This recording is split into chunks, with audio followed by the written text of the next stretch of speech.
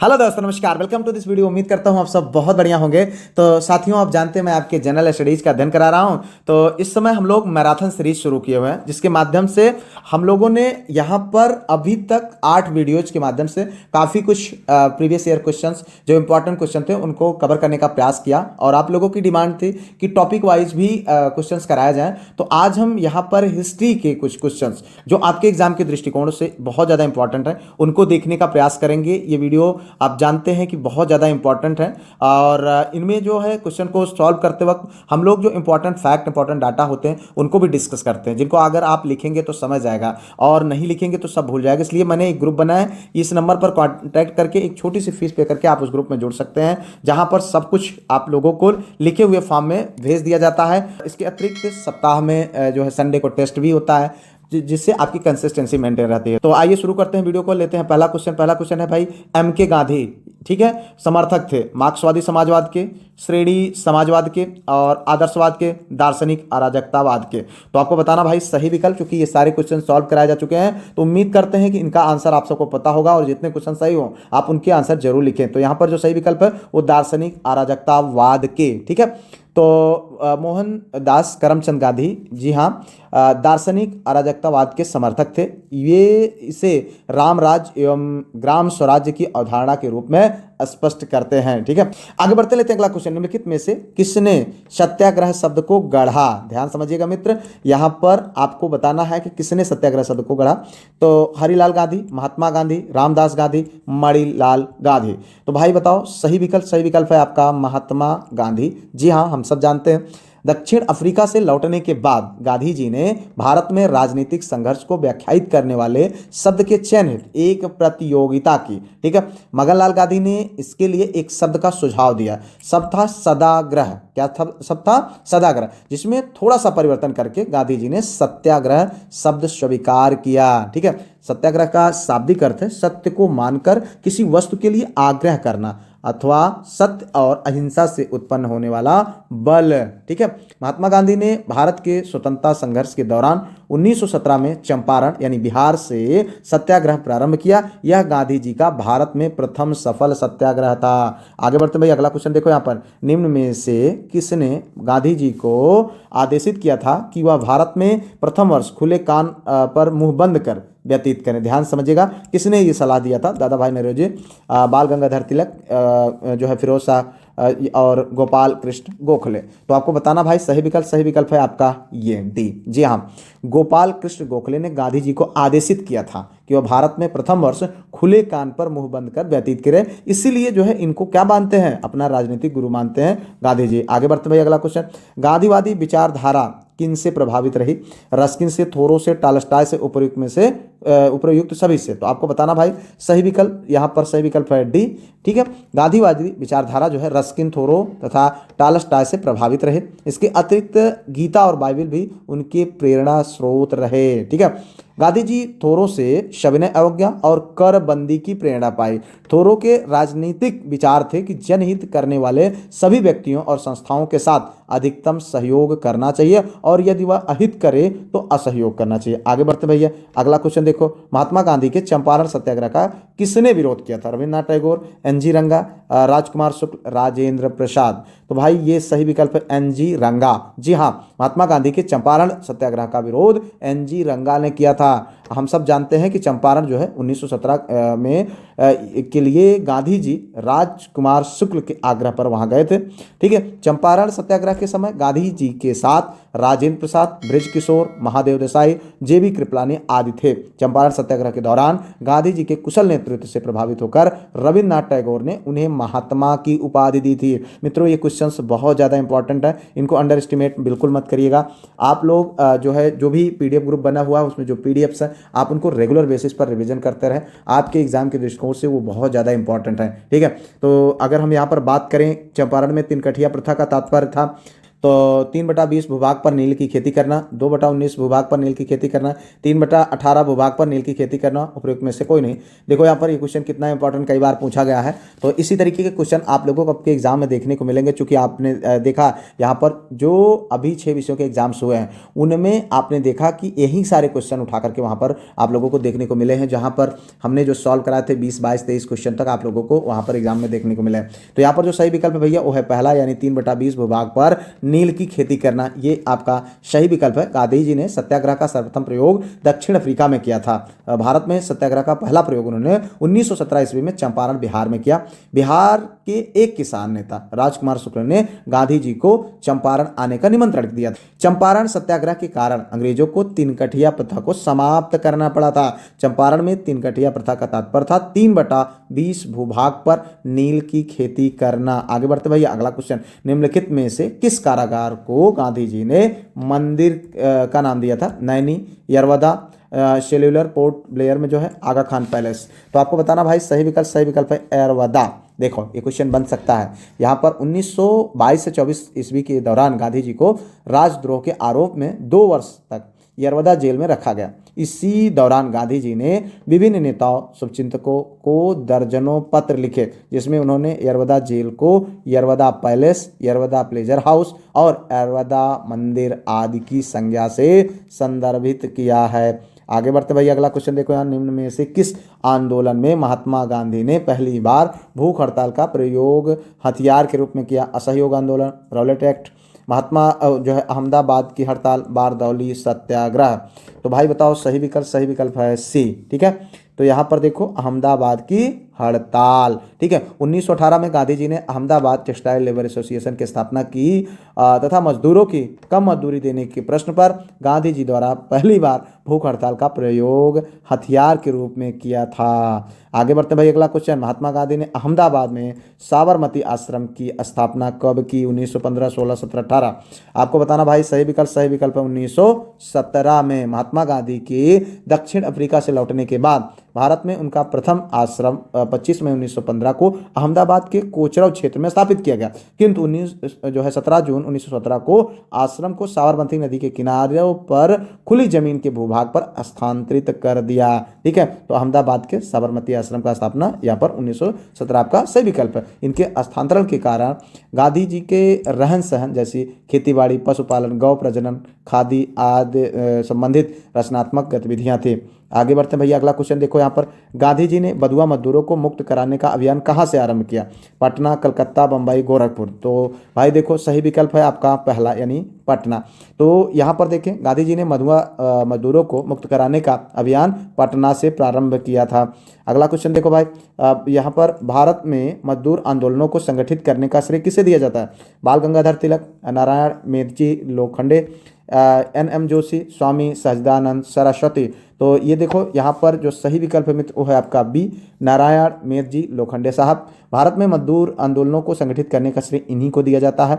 ठीक है, वर्ष 1890 ईस्वी में महाराष्ट्र में NM लोखंडे साहब ने बॉम्बे मिलहर्ट्स एसोसिएशन की स्थापना की। वर्ष 1890 ईस्वी में महाराष्ट्र में NM लोखंडे साहब ने बॉम्बे मिलहर्ट्स एसोसिएशन की स्थापना की और वर्ष 1998 में उन्होंने मराठी में दीन बंधु नामक पत्रिका का प्रकाशन शुरू किया। तो भाई ये भी क्वेश्चन बन सकता है, ध्यान दीजिएगा, दीन बंधु नामक पत्रिका का प्रकाशन कब शुरू हुआ? ठीक है, या किस भाषा में शुरू हुआ? तो इस तरीके से भी क्वेश्चन बन जाएंगे। तो इसलिए इन सारे क्वेश्चंस के लिए आप बिल्कुल तैयार रहा करें। ठीक है, आगे बढ़ते लेते हैं अगला क्वेश्चन। 1929 में नागपुर में संपन्न all India trade union Congress की अध्यक्षता किसने की थी? जवाहरलाल नेहरू ने, आचार्य नरेंद्र देव ने, सुभाष चंद्र बोस ने, यूसुफ मेहर अली ने। ठीक है, तो यहाँ पर देखो भाई जो सही विकल्प है वो है आपका ये जवाहरलाल नेहरू ने। ठीक है, देखो यहाँ पर कितनी बार क्वेश्चन ये पूछा जा चुका है। तो चूंकि इसी टाइप के क्वेश्चन आपको एग्जाम में देखने को मिलेंगे, इसलिए आप लोग जो है इनको अंडर एस्टिमेट बिल्कुल भी ना करें और रेगुलर बेसिस पर प्रैक्टिस करते रहें, रिविजन करते रहें, बहुत अच्छा होगा। और वीडियो को लाइक शेयर सब्सक्राइब हाइप कर लीजिएगा यार। ठीक है, तो यहाँ पर देखिए भारत में ट्रेड यूनियन कांग्रेस यानी अखिल भारतीय ट्रेड यूनियन कांग्रेस की स्थापना NM जोशी द्वारा 21 अक्टूबर 1920 को बंबई में की गई थी। इसके प्रथम अध्यक्ष लाला लाजपत राय थे। इस संगठन का प्रथम विभाजन 1929 ईस्वी में नागपुर जो है अधिवेशन में हुआ, जिसकी अध्यक्षता जवाहरलाल नेहरू ने की थी और उसी समय एनएम जोशी, बीबी गिरी एवं शिवराम के नेतृत्व में 1929 ईस्वी में इंडियन ट्रेड यूनियन फेडरेशन की स्थापना की गई। आगे बढ़ते भाई, अगला क्वेश्चन, निम्नलिखित में से किस एक ने खिलाफत आंदोलन के दौरान हाजी उल मुल्क की पदवी जो है त्याग दी थी? तो यहाँ पर देखिए, मौलाना अबुल कलाम आज़ाद, मोहम्मद आज़ाद और शौकत अली, हकीम अजमल खान। ध्यान समझिएगा मित्र, क्वेश्चन क्या पूछा जा रहा है, निम्नलिखित में से किस एक ने, किसने जो है खिलाफत आंदोलन के दौरान हाजी उल मुल्क की पदवी की त्याग दिया था? तो भाई बताओ, सही विकल्प है आपका डी, हकीम अजमल खान ने। किसने? हकीम अजमल खान ने ऐसा किया था। हकीम अजमल खान ने खिलाफत आंदोलन के दौरान हाजी उल मुल्क की पदवी का त्याग किया था। तो आगे बढ़ते हैं, अगला क्वेश्चन देखो, निम्नलिखित में से किसने 1920 के कलकत्ता के विशेष अधिवेशन में महात्मा गांधी के असहयोग के प्रस्ताव का समर्थन किया था? सी आर दास, बीसी पाल, एनिवेशन, मोतीलाल नेहरू। भाई बताओ, सही विकल्प है आपका डी, मोतीलाल नेहरू। सितंबर 1920 में हुए कांग्रेस के कलकत्ता के विशेष अधिवेशन की अध्यक्षता लाला लाजपत राय ने किया। कांग्रेस ने इस विशेष अधिवेशन में मॉन्टेग्यू चेम्सफोर्ड सुधार के अनुसार 1920 में होने वाले चुनाव के बहिष्कार का फैसला किया। गांधी जी के क्रमिक अहिंसक आंदोलन का कार्यक्रम स्वीकार किया। खुद गांधी जी द्वारा पेश किए गए इस प्रस्ताव की मांगे सिर्फ 3 थी। पहला, खिलाफत के साथ की गई भूल सुधारी जाए, ठीक है, और दूसरा, पंजाब के साथ की गई भूल सुधारी जाए, तीसरा, स्वराज स्थापित किया जाए। ये जो है मांगे थे उनकी। आगे बढ़ते भाई, अगला क्वेश्चन देखो, यहाँ पर निम्नलिखित में से किसने कहा था कि विदेशी वस्त्रों की बर्बादी उनके साथ सर्वोत्तम व्यवहार है? रविन्द्रनाथ टैगोर, महात्मा गांधी, चित्तरंजन दास, सुभाष चंद्र बोस। भाई बहुत बार ये क्वेश्चन पूछा गया, तो इसी टाइप का क्वेश्चन आपके लिए इंपॉर्टेंट है। देखो यहाँ पर जो सही विकल्प है वो है यहाँ पर महात्मा गांधी साहब ने, ठीक है। जो सही विकल्प क्या है? महात्मा गांधी। तो स्वदेशी एवं असहयोग आंदोलन में बड़े पैमाने पर विदेशी कपड़ों की खोली जलाई गई। इस कृत्य को रविन्द्रनाथ टैगोर ने निष्ठुर बर्बादी कहा, जबकि गांधी जी ने इसे सर्वोत्तम उपाय बताया, ठीक है। सुभाष चंद्र बोस एवं चित्तरंजन दास भी विदेशी कपड़ों के जलाए जाने के गांधी जी के विचार के पक्ष में थे। रविन्द्रनाथ टैगोर पूर्व एवं पाश्चात्य के मध्य एक बेहतर संबंध के समर्थक थे। आगे बढ़ते भाई, अगला क्वेश्चन देखो, यहाँ तेभागा आंदोलन का संबंध था तो मजदूरों से, किसानों से, छात्रों से, मुस्लिमों से। तो यहाँ पर देखो जो सही विकल्प है वो है भैया बी। यहाँ पर तेभागा आंदोलन जो है इसका संबंध था किससे? किसानों से। तेभागा आंदोलन बंगाल का प्रसिद्ध किसान आंदोलन था। वर्ष 1946 ईस्वी का यह सर्वाधिक सशक्त आंदोलन था। यह आंदोलन जोतदारों के विरुद्ध बटाईदारों का आंदोलन था। इस आंदोलन के महत्वपूर्ण नेता कंपाराम सिंह एवं भवन सिंह थे। इस आंदोलन में किसानों ने ऐलान किया कि अब वे उपज का आधा हिस्सा नहीं बल्कि 1/3 हिस्सा देंगे और उपज उनके खमारों में रहेगी। भैया देखो आगे बढ़ते हैं, अगला क्वेश्चन, राष्ट्रीय नेता जो 1925 में केंद्रीय विधानसभा यानी सेंट्रल लेजिस्लेटिव असेंबली के अध्यक्ष बने, उनका नाम क्या था? मोतीलाल नेहरू, सी आर दास, वल्लभ भाई पटेल, विट्ठल भाई पटेल। तो भाई बताओ सही विकल्प है आपका डी, विट्ठल भाई पटेल। विट्ठल भाई पटेल 1925 ईस्वी में केंद्रीय विधानसभा यानी सेंट्रल लेजिस्लेटिव असेंबली के अध्यक्ष बने। इनका जन्म की अगर हम बात करें तो 27 सितंबर 1873 ईस्वी में गुजरात के नाडियाल, खेड़ा जिला गुजरात, तत्कालीन बॉम्बे प्रेसिडेंसी में हुआ था। स्वराज पार्टी की स्थापना में उन्होंने विशेष भूमिका निभाई। इन्हें स्वाधीनता आंदोलन के प्रमुख नेता, विधानवेत्ता के साथ ही लौह पुरुष सरदार वल्लभ भाई पटेल के बड़े भाई के रूप में भी जाना जाता है, विट्ठल भाई पटेल साहब को, ठीक है। आगे बढ़ते हैं भाई, अगला क्वेश्चन देखो यहाँ पर, किसके सुझाव पर भारतीयों को साइमन कमीशन से बाहर रखा गया था? Lord reading, Lord Chelmsford, sir John Simon और लॉर्ड इरविन। तो भाई बताना सही विकल्प है डी, ये लॉर्ड इरविन, ठीक है। 3 फरवरी 1928 ईस्वी को साइमन कमीशन भारत आया।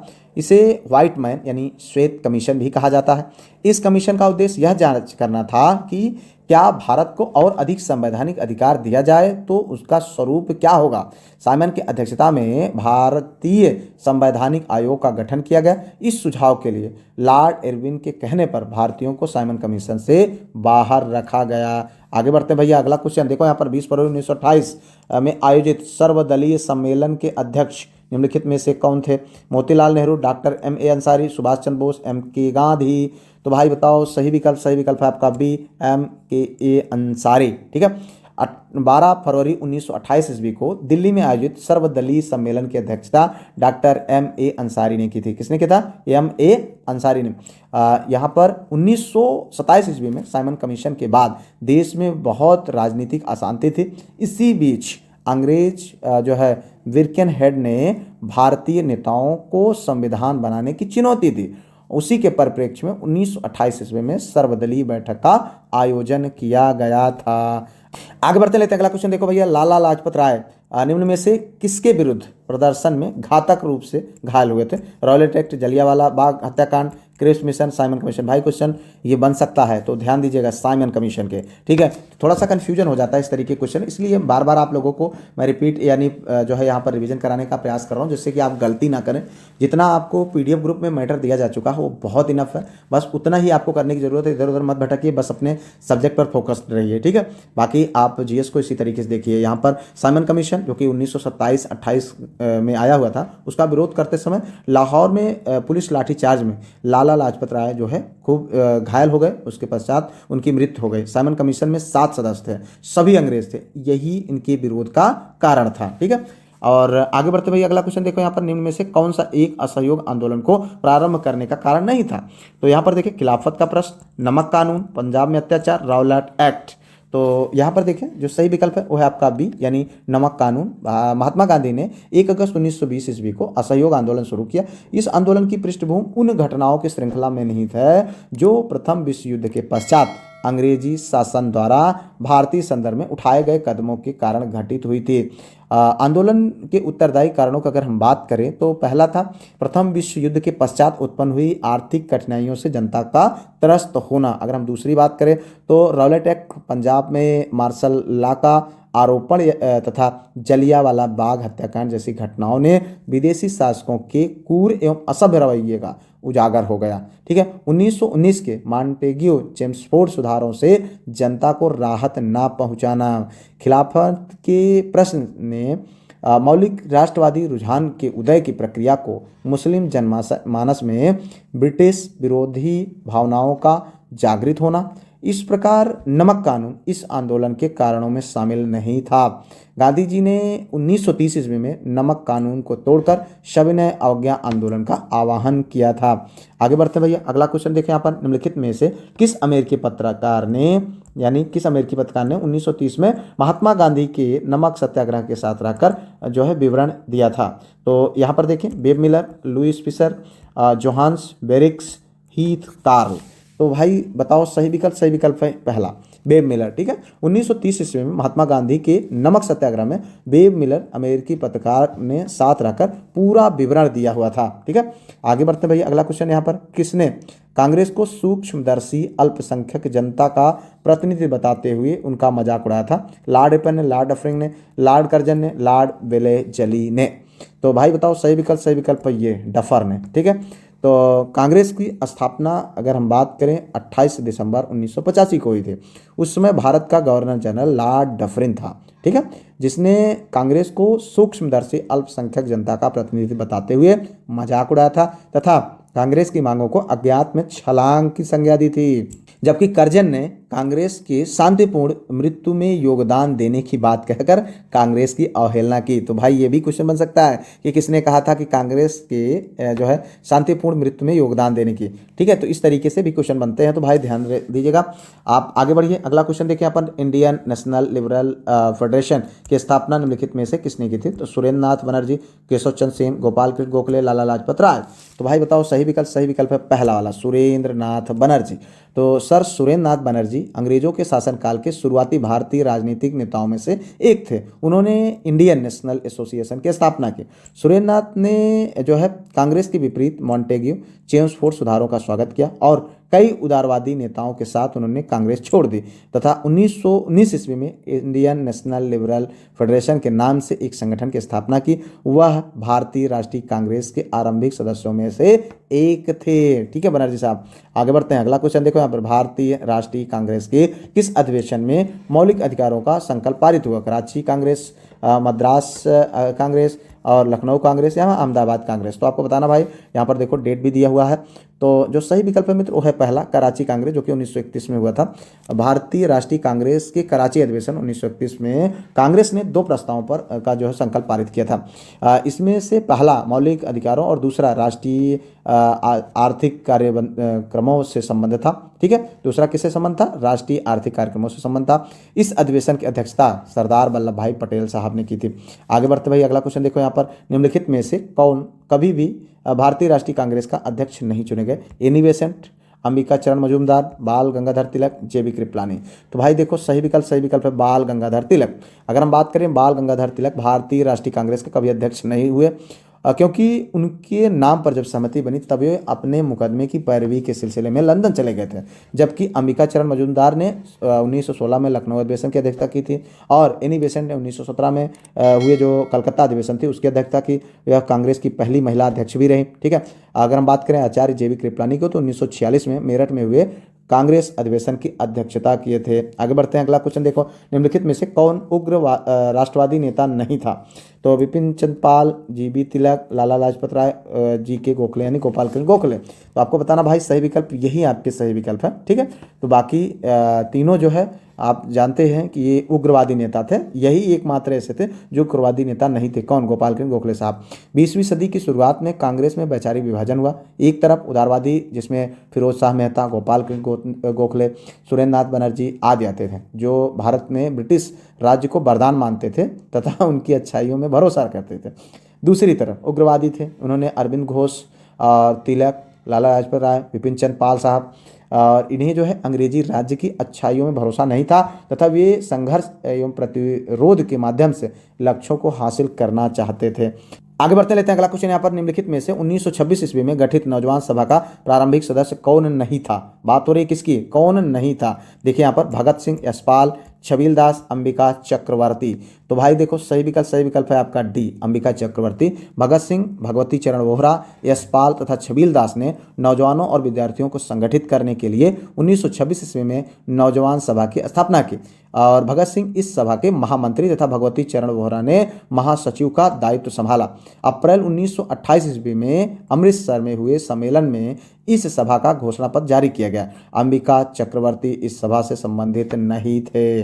आगे बढ़ते भाई अगला क्वेश्चन यहाँ पर देखो, निम्नलिखित में से कौन स्वदेशी आंदोलन का आलोचक था एवं पूर्व एवं पाश्चात्य के मध्य एक बेहतर संबंध का समर्थक था? डब्ल्यू.सी. बनर्जी, एस.एन. बनर्जी और आर्यन टैगोर, वी.जी. तिलक। तो आपको बताना भाई सही विकल्प है आपका यहाँ पर सी, आर.एन. टैगोर। ठीक है, रविन्द्रनाथ टैगोर यानी स्वदेशी आंदोलन के आलोचक थे ये एवं पूर्ण तथा पाश्चात्य के मध्य एक बेहतर संबंध के समर्थक थे।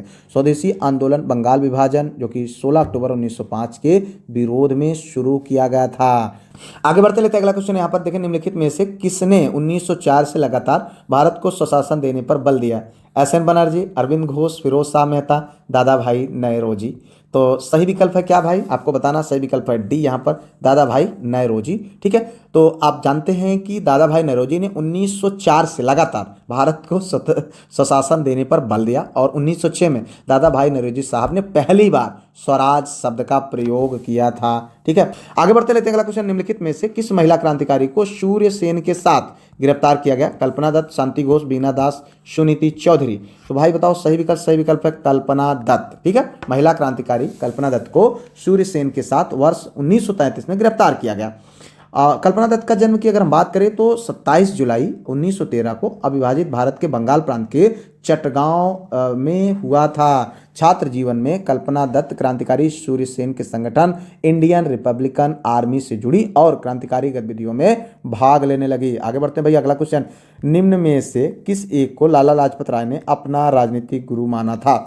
गैरीबाल्टी को, विवेकानंद साहब को, दादा भाई नौरोजी साहब को और मैजिनी को। तो भैया सही विकल्प बताएं, यहाँ पर डी है मैजिनी को। जितने क्वेश्चन आपके सही हुआ करें जरूर आप उनको लिखते रहा करें। ठीक है, ये वीडियोज बहुत मेहनत से तैयार किए जा रहे हैं, इनका आप फायदा उठाएं और लाइक शेयर सब्सक्राइब हाइप तो जरूर कर दिया करें यार।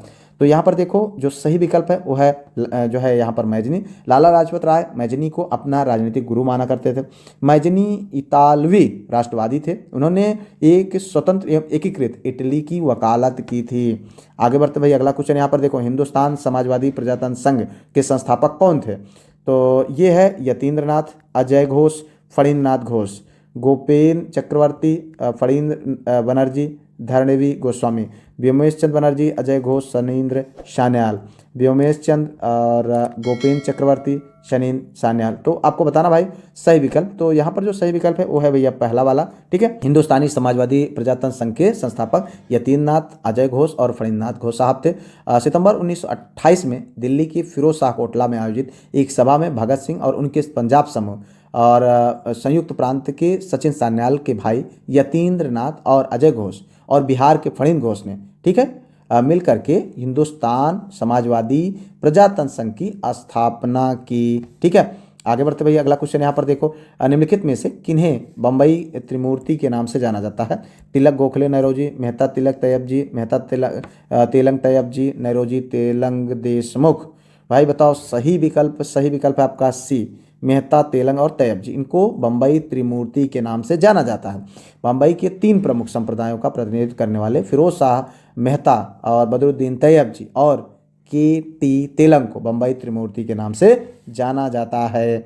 आगे बढ़ते हैं अगला क्वेश्चन यहाँ पर देखें, 1906 में शिमला में मुस्लिम लीग का प्रतिनिधिमंडल निम्नलिखित में से किससे मिला था? Lord Minto, Lord Apple, Lord Chelmsford, Lord Irwin. तो भाई बताओ सही विकल्प। सही विकल्प है आपका पहला लॉर्ड मिंटो। वर्ष 1906 ईस्वी में शिमला में मुस्लिम लीग का प्रतिनिधित्व मंडल लॉर्ड मिंटो से मिला। मुस्लिम लीग के इस प्रतिनिधि मंडल का नेतृत्व आगा खान ने किया था।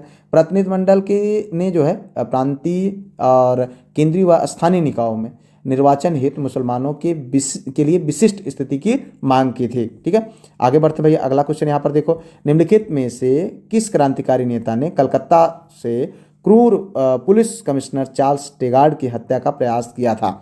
आपको बताना भाई सही विकल्प। यहाँ पर 4 विकल्प है, सचिन नाथ सान्याल, राजेंद्र लाहिड़ी, चंद्रशेखर आजाद, गोपीनाथ साहा। तो सही विकल्प क्या है? गोपीनाथ साहा ने। गोपीनाथ साहा एक बंगाली युवा क्रांतिकारी थे। कलकत्ता के पुलिस कमिश्नर चार्ल्स टेगार्ड के बढ़ते अत्याचार से क्षुब्ध होकर के उन्होंने उसकी हत्या करने का प्रयास किया, लेकिन वह बच गया। गोपीनाथ साहा के 12 जनवरी 1924 को किए गए इस प्रयास में उनसे जो है पुलिस आयुक्त को पहचानने में चूक हो गई और उसके परिणाम स्वरूप एक अन्य अंग्रेज मारा गया और उसके जो है उपरांत उनको पकड़ करके गोपीनाथ साहा साहब को पकड़ करके फांसी दे दी जाए, ठीक है। आगे बढ़ते हैं अगला क्वेश्चन यहाँ पर देखो, बम का दर्शन किसने लिखा था? भगत सिंह, बी.के. दत्त, भगवती चरण वोहरा, राम प्रसाद बिस्मिल।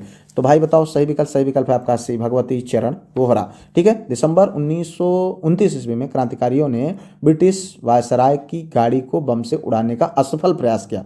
गांधी जी ने इस घटना की निंदा करते हुए एक कटुतापूर्वक पूर्ण लेख बम की पूजा लिखा था। इस लेख की जो है प्रतिक्रिया देते हुए भगवती चरण वोहरा ने बम का दर्शन नामक लेख लिखा। आगे बढ़ते हैं भैया अगला क्वेश्चन यहाँ पर देखो, निम्नलिखित में से किसने 31 दिसंबर 1928 को दिल्ली में हुए सर्वदलीय मुस्लिम सम्मेलन की अध्यक्षता की? आगा खान, एम.ए. जिन्ना जो है यानी मोहम्मद अली जिन्ना, फजली हुसैन और करीम जलाल। तो भाई बताओ सही विकल्प। सही विकल्प है आपका ये आगा खान ने, ठीक है। 31 दिसंबर 1928 को दिल्ली में हुए सर्वदलीय मुस्लिम सम्मेलन की अध्यक्षता आगा खान ने किया था। आगे बढ़ते हैं भैया अगला क्वेश्चन यहाँ पर देखो, भारत के मुसलमानों के लिए सर्वप्रथम एक अलग राज्य की मांग करने वाला व्यक्ति कौन था? रहमत अली, मोहम्मद इकबाल, फजलुल हक, सर सैयद अहमद खान। भाई बताओ सही विकल्प। सही विकल्प है आपका बी, मोहम्मद इकबाल, ठीक है। भारत के मुसलमानों के लिए सर्वप्रथम एक अलग राज्य की मांग करने वाला व्यक्ति मोहम्मद इकबाल था। इन्हें पृथक राज्य पाकिस्तान के विचार का प्रवर्तक माना जाता है। सर्व इस्लाम की भावना से प्रेरित होकर इकबाल ने 1930 के अखिल भारतीय मुस्लिम लीग के इलाहाबाद अधिवेशन में पृथक राज्य की मांग की थी।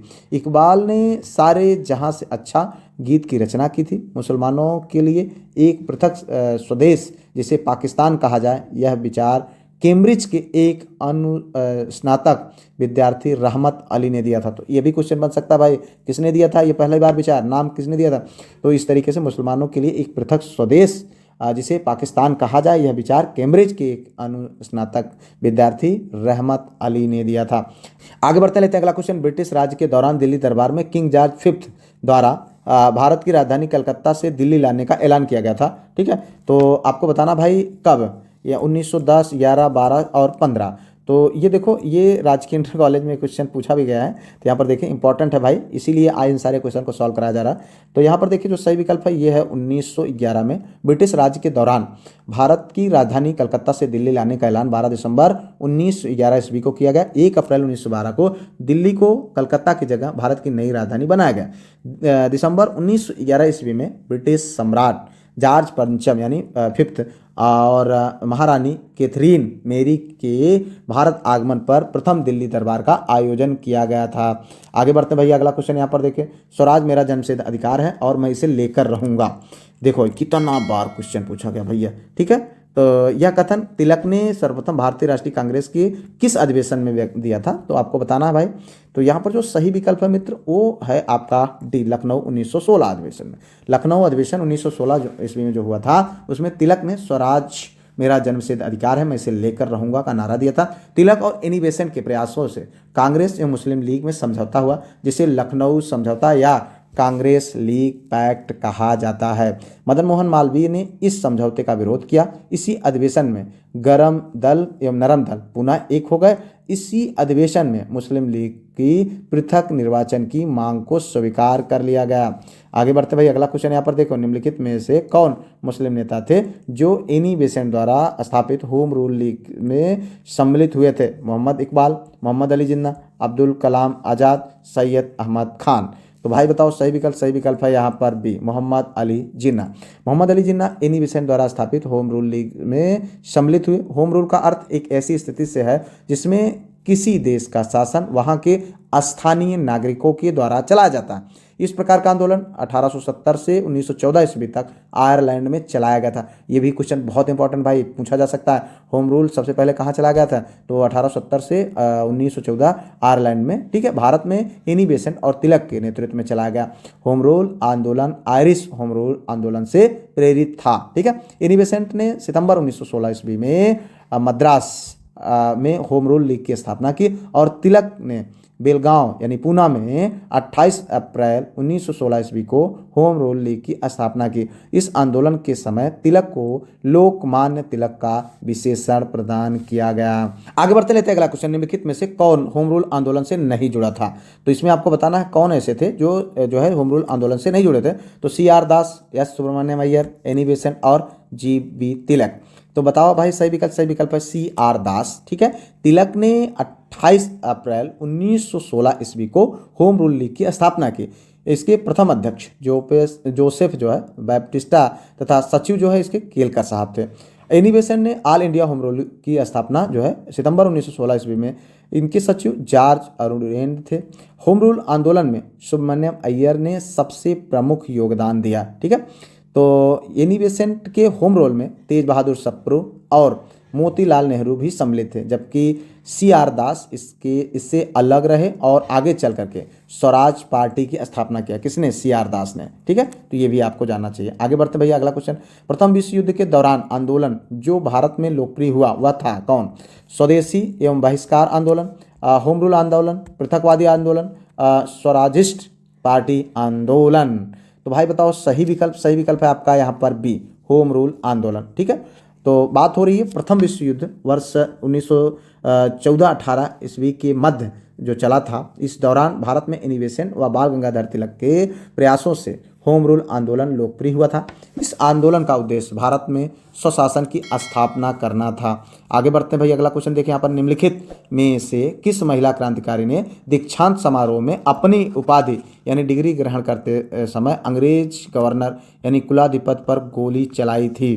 तो भाई देखो इतनी साहसी महिला थी, कौन आपको बताना है। यहाँ पर देखें शांति घोष, सुनीति चौधरी, बीना दास, कल्पना दत्त जोशी। सही विकल्प है भैया बीना दास, ठीक है। क्रांतिकारी आंदोलन के द्वितीय चरण में बंगाल में अनुशीलन और युगांतर जैसी क्रांतिकारी संस्थाएं एक बार फिर से सक्रिय हुई। इसी समय बंगाल में हेमचंद घोष तथा लीला नाग ने बंगाल स्वयं सेवक संघ तथा अनिल राव ने श्री संघ नामक संस्था की स्थापना की। दिसंबर 1931 में कोमिला की 2 युवतियां सुनीति चौधरी और शांति घोष ने कोमिला के जिलाधिकारी GB स्टीवेंस की हत्या कर दी। फरवरी 1932 ईस्वी में बीना दास ने दीक्षांत समारोह के दौरान उपाधि ग्रहण करते समय गवर्नर पर गोली चलाई थी। आगे बढ़ते हैं भाई, अगला क्वेश्चन देखिए यहाँ पर, किसने कहा था कि आलोचना और स्वतंत्र चिंतन एक क्रांतिकारी की दो विशेषताएं हैं? तो भगत सिंह, राम प्रसाद बिस्मिल, सचिंद्र नाथ सान्याल और भगवती चंद वोहरा। तो बताओ भाई, सही विकल्प है भगत सिंह। देखिए यहाँ पर, आलोचना और स्वतंत्र चिंतन एक क्रांतिकारी की दो विशेषताएं हैं। यह कथन जो है भगत सिंह ने अपनी जेल यात्रा के दौरान विभिन्न पत्र व्यवहारों में किया था। ठीक, आगे बढ़ते लेते हैं अगला क्वेश्चन। इनमें से वह कौन प्रथम भारतीय थे जिनको पत्रकार के रूप में अपने कर्तव्य निर्वहन के लिए जेल भेजा गया था? तो देखिए, चार विकल्प है, सुरेंद्र नाथ बनर्जी, बाल गंगाधर तिलक, रासबिहारी बोस, फिरोज शाह मेहता। तो देखो यहाँ पर जो सही विकल्प है मित्र, वो है आपका बाल गंगाधर तिलक साहब। पत्रकार के रूप में कर्तव्य निर्वहन के लिए बाल गंगाधर तिलक पहली बार जो है प्रथम भारतीय पत्रकार थे जिन्हें अंग्रेजों ने जेल भेजा था। 1882 ईस्वी में इन्हें सरकार ने 4 माह का कारावास दिया था, क्योंकि तिलक ने अंग्रेजों के कोल्हापुर के महाराज के प्रति धृष्टता करने पर बड़े जो है कड़े शब्दों में अंग्रेजों की निंदा की थी। और 1897 ईस्वी में उन्हें जो है चापेकर बंधुओं को 2 अंग्रेजों की हत्या करने के लिए उत्तेजित करने के आरोप में 18 मास के कड़े कारावास का दंड दिया गया था। ठीक है, आगे बढ़ते हैं, अगला क्वेश्चन देखो यहाँ पर, निम्नलिखित में से भारतीय राष्ट्रीय कांग्रेस के किस अधिवेशन में महात्मा गांधी ने कहा था गांधी मर सकते हैं परंतु गांधीवाद हमेशा बना रहेगा? कलकत्ता अधिवेशन 1928, लाहौर अधिवेशन 1929, मद्रास अधिवेशन 1929, कराची अधिवेशन 1931, 1931। आपको बताना भाई, सही विकल्प है ये कराची अधिवेशन 1931। गांधी इरविन समझौते, जो कि दिल्ली समझौते को मंजूरी देने के लिए 29 मार्च 1931 को कराची में कांग्रेस की बैठक हुई। इसने जो है पूर्ण स्वराज की मांग की गई, लेकिन गांधी और इरविन के उस समझौते को भी स्वीकार किया गया। इसने पुनर्विचार करने का रास्ता खोल दिया था। कांग्रेस के इसी सम्मेलन में गांधी जी ने कहा था कि गांधी मर सकता है परंतु गांधीवाद हमेशा बना रहेगा। ठीक है, आगे बढ़ते भाई, अगला क्वेश्चन यहाँ पर देखें, निम्नलिखित में से कौन लगातार 6 वर्षों तक भारतीय राष्ट्रीय कांग्रेस के प्रेसिडेंट रहे? दादा भाई नौरोजी, अबुल कलाम आजाद, गोपाल कृष्ण गोखले, जवाहरलाल नेहरू। तो भाई बताओ, सही विकल्प है अबुल कलाम आजाद। 1940 से 45 तक लगातार 6 वर्षों तक अब्दुल कलाम आज़ाद साहब भारतीय राष्ट्रीय कांग्रेस के अध्यक्ष रहे। अगर हम बात करें दादा भाई नौरोजी 1986, 1993, 1906 में अध्यक्ष रहे, जबकि गोपाल कृष्ण गोखले 1905 में कांग्रेस के अध्यक्ष रहे। ठीक है, तो यहाँ पर ये दोनों हो गए। उसके बाद जवाहरलाल नेहरू की अगर हम बात करें तो ये भी जो है 1929, 1930, 1936, 1937, 1951, 1952, 1953, 1954 में कांग्रेस के अध्यक्ष रहे। इस प्रकार अगर हम बात करें लगातार, ठीक है, ये जो है सर्वाधिक बार अध्यक्ष रहने का रिकॉर्ड तो जवाहरलाल नेहरू साहब के पास है, लेकिन लगातार जो है 6 वर्षों तक जो यहाँ पर कांग्रेस का प्रेसिडेंट रहने का जो वो है रिकॉर्ड है वो अबुल कलाम साहब के पास है। आगे बढ़ते लेते अगला क्वेश्चन, डलहौजी से पहले की हड़प नीति किन पर लागू की गई थी? मांडवी, कोलाबा, जालौर और सूरत, उपरोक्त सभी। तो भाई बताओ, सही विकल्प है डी, उपरोक्त सभी। ठीक है, ईस्ट इंडिया कंपनी के कोर्ट ऑफ डायरेक्टर ने 1834 ईस्वी में यह नीति लागू की और 1839 में मांडवी, 1840 में कोलाबा व जालौर और 1842 ईस्वी में सूरत पर हड़प नीति लागू कर दी गई थी। ठीक है, आगे बढ़ते हैं भैया, अगला क्वेश्चन यहाँ पर देखो, ये है सिक्किम का भारत में विलय किसने किया था? तो यहाँ पर देखिए, lord Hastings, lord William Bentinck, lord Dalhousie, lord Auckland. तो देखिए यहाँ पर जो सही विकल्प है वो है आपका सी, लॉर्ड डलहौजी, जो कि 1848 ईस्वी में भारत आए और इन्हीं के काल में सिक्किम पर अधिकार किया गया। 1850 ईस्वी में अंग्रेज डॉक्टरों के साथ दुर्व्यवहार के आरोप पर सिक्किम को ब्रिटिश नियंत्रण में ले लिया गया। डलहौजी के समय ही पंजाब 1849 ईस्वी में और लोअर बर्मा 1852 का भी विलय कर लिया गया था। आगे बढ़ते हैं, अगला क्वेश्चन यहाँ पर देखो भाई, अवध का उत्तर पश्चिम प्रांत में एकीकरण कब हुआ था? तो 1860, 1877, 1880, 1901। तो सही विकल्प है भाई यहाँ पर भी 1870 में। ठीक है, 1856 में अवध को चीफ कमिश्नर के अधीन किया गया, लेकिन उसके बाद 1877 में ये उत्तर पश्चिम प्रांत में मिला लिया गया। इसके बाद यह क्षेत्र उत्तर पश्चिम प्रांत एवं अवध के नाम से जाना जाने लगा। आगे बढ़ते हैं भैया, 13 जून 1817 को पुणे की संधि पर किसने हस्ताक्षर किए थे? दौलत राव लिधिया, बाजीराव सेकंड, अप्पा साहेब, मल्हार राव होलकर। तो भाई बताओ, सही विकल्प है बाजीराव सेकंड। देखिए यहाँ पर 13 जून 1817 ईस्वी को पुणे की संधि हुई, जिस पर पेशवा बाजीराव द्वितीय ने हस्ताक्षर किए थे। इसके द्वारा मराठा संघ भंग कर दिया गया तथा पेशवा का नेतृत्व समाप्त हो गया। पेशवा को अहमदनगर का दुर्ग, बुंदेलखंड, मालवा तथा शेष भारत का अधिकार कंपनी को देना पड़ा तथा पूना में अंग्रेजी सेना रखने की अनुमति भी पेशवा को देनी पड़ी। ठीक है, आगे बढ़ते हैं भैया। यहाँ पर सफदरगंज के पश्चात निम्न में से कौन एक अवध के नवाब जो है बने?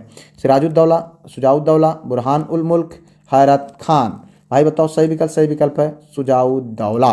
ठीक है, 1754 ईस्वी में सफदरजंग की मौत के बाद ही शुजाउद्दौला को फैजाबाद की नवाबी मिली थी। वह पीढ़ी का तीसरा नवाब था जो फैजाबाद रहा। इसके बाद के नवाबों ने लखनऊ को अपनी राजधानी बनाया। शुजाउद्दौला सही मायने में पहला नवाब था जिसने नवाबी तहजीब को साकार किया। आगे बढ़ते लेते हैं अगला क्वेश्चन। यहाँ पर भारत में मुद्रणालय लाने वाले प्रथम कौन थे? नीदरलैंड वासी, ब्रिटेन वासी, पुर्तगाली की फ्रांसीसी? कौन थे बताओ भाई? सही विकल्प है सी, पुर्तगाली। भारत में मुद्रणालय लाने वाले प्रथम जो है पुर्तगाली थे। उन्होंने गोवा में प्रथम मुद्रणालय स्थापित किया। प्रारंभ में ये केवल बाइबल ग्रंथ की जो है प्रतियां छापते थे। भारत का पहला समाचार पत्र बंगाल गजट था। आगे बढ़ते हैं अगला क्वेश्चन। यहाँ पर प्रथम आंग्ल वर्मा युद्ध के दौरान भारत का गवर्नर जनरल कौन था? Cornwallis, Ellenborough, M हस्ट, Auckland? तो भाई बताओ सही विकल्प है आपका सी, एम हस्ट। ठीक है, तो प्रथम आंग्ल वर्मा युद्ध के दौरान भारत का गवर्नर जनरल लॉर्ड एम हस्ट था। प्रथम आंग्ल वर्मा युद्ध 1824 से 26 ईस्वी तक चला, जिसके परिणाम स्वरूप अंग्रेजों का रंगून पर अधिकार हो गया। ठीक है, तो आगे बढ़ते हैं अगला क्वेश्चन। यहाँ पर देखें, किसने शिकायत की थी कि भू राजस्व के दुष्प्रभाव के कारण 1/3 बंगाल वंचरों के निवास योग्य जंगल में परिवर्तित हो गया है? तो lord Clive, lord Cornwallis, Warren Hasting, lord Curzon? तो भाई बताओ सही विकल्प है आपका बी, लॉर्ड कॉर्नवालिस। तो वारेन हेस्टिंग द्वारा ठेकेदारी पर आधारित भू राजस्व की व्यवस्था के कारण बंगाल की भूमि व्यवस्था का पतन होने लगा। किसानों का शोषण काफ़ी बढ़ गया क्योंकि भू राजस्व की नीलामी आरंभ हो गई थी। इससे किसानों की स्थिति बद से बदतर हो गई थी। गरीबी और भुखमरी चारों तरफ व्याप्त हो गई थी। इसी परिस्थिति में लॉर्ड कॉर्नवालिस ने शिकायत की थी कि भू राजस्व के दुष्प्रभाव के कारण 1/3 बंगाल वंचरों के निवास योग्य जंगल में परिवर्तित हो गया है। ठीक है, आगे बढ़ते हैं भैया। अगला क्वेश्चन देखिए। यहाँ पर किसके प्रशासन काल में अस्थायी बंदोबस्त प्रारंभ किया गया था? Warren Hasting, lord Cornwallis, sir John Shore, lord Wellesley? देख भाई कितनी बार ये क्वेश्चन पूछा जा चुका है। तो यहाँ पर जो सही विकल्प है वो है लॉर्ड कॉर्नवालिस। बंगाल का गवर्नर जनरल लॉर्ड कॉर्नवालिस के समय 1789 ईस्वी में सर जॉन शोर ने भू राजस्व व्यवस्था का अध्ययन करके नई भू पद्धति की रूपरेखा सामने रखी, जो 22 मार्च 1793 ईस्वी को अस्थायी बंदोबस्त या स्तंभरारी या जागीरदारी या विस्वेदारी के रूप में स्थापित हुई। कॉर्नवालिस द्वारा 22 मार्च 1793 ईस्वी को अस्थायी बंदोबस्त प्रणाली को बंगाल में लागू किया गया। जो है इसके अंतर्गत काफ़ी प्रावधान थे जिनको आपको PDF में दे दिया जाएगा। ठीक है, आगे बढ़ते हैं अगला क्वेश्चन की ओर। यहाँ पर देखें, अलीनगर की संधि पर कब हस्ताक्षर हुए? तो फरवरी 1756, सितंबर 1756, फरवरी 1757, अप्रैल 1757? तो भाई बताओ सही विकल्प है सी, फरवरी 1757। अलीनगर की संधि 9 फरवरी 1757 ईस्वी को बंगाल के नवाब सिराजुद्दौला और क्लाइव के बीच हुआ था। इस संधि के द्वारा कंपनी के क्षेत्राधिकार और विशेषाधिकार पुनः स्थापित हो गए तथा कंपनी को अपने स्थलों की दुर्गीकृत करने एवं सिक्के ढालने की अनुमति प्रदान की गई।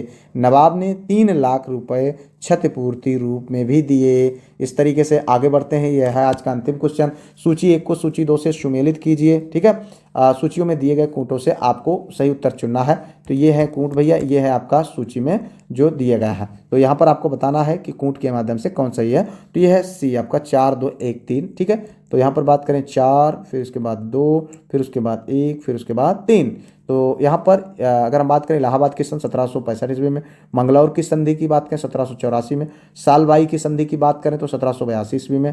ठीक है, और मद्रास की संधि की बात करें तो 1769 ईस्वी में हुई थी। तो इस तरीके से आप लोगों ने आज का इस मैराथन क्लास के माध्यम से 61 क्वेश्चंस का रिवीजन किया। उम्मीद करते हैं सब कुछ एकदम से समझ में आ रहा होगा। कोई अगर आपका सुझाव हो तो आप हमें कमेंट जरूर करें और फिलहाल जो है वीडियो को लाइक, शेयर, सब्सक्राइब, हाइप कर लीजिएगा। PDF ग्रुप ना ज्वाइन किए हो तो जरूर करिए, बहुत मदद मिलेगी आपको। मिलते हैं किसी और वीडियो में किसी और टॉपिक पर। तब तक के लिए जय Hind, Vande Mataram, best of luck.